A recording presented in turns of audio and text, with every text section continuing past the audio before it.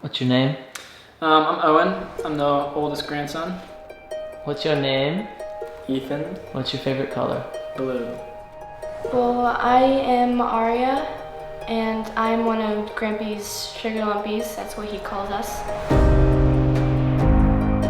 If I was gonna talk about my grandpa, I talk about two things about him. He's a very diligent man, and I always admired him for that. He was always working, just so hard to take care of his family. If Grampy was not in the room, he was out chopping wood, or out at the farm taking care of business, or down at the apartments in Hartsville checking on someone.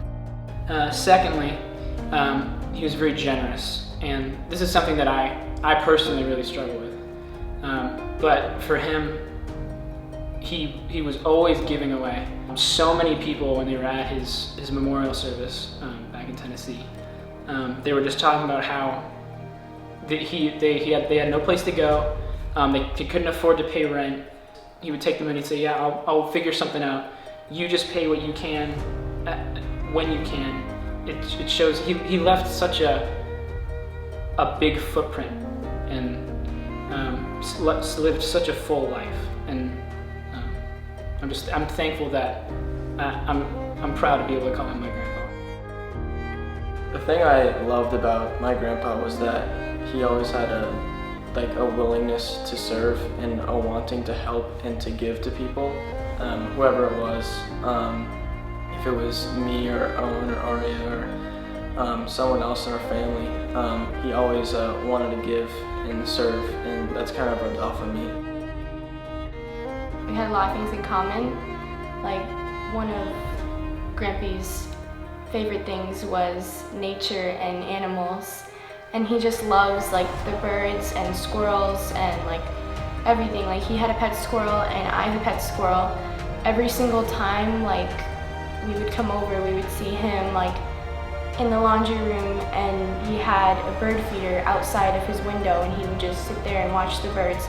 It was very cool to see just like how much he cared for God's creation. He loved children.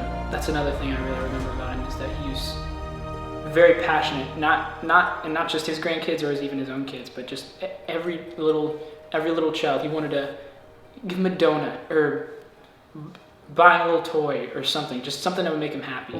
He always called us his sugar lumps.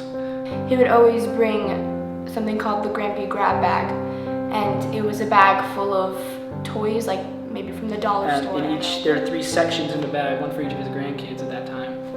And he would have a pocket each of us and say, "Owen, why don't you pick from a pocket, you little toys?" We would all take turns grabbing out of it, and like if we grabbed it, that's what we got, and it was super. It always made us excited to wake up in the morning when we knew Grampy had come that night. He did a lot of little things that now we're starting to really notice. Once he's gone, it's like, Grampy's not here. It's like, well, wait, the firewood's not chopped. There's no donuts in the morning. He's not here with his little witty kind of comments, putting pepper all over his eggs and stuff. We used to say he had a little eggs with his pepper. This can also go into the funny category. Like, he'd always drift off to sleep whenever watching a sport or a movie. He'd always drift off to sleep and he'd snore really loudly. I thought that was pretty funny. Okay, close your eyes. And just, without laughing, don't laugh. And then just think about Grampy, and think about how much you miss him, okay? And then I want you to... You made me cry now. say something to Grampy. I don't want to cry.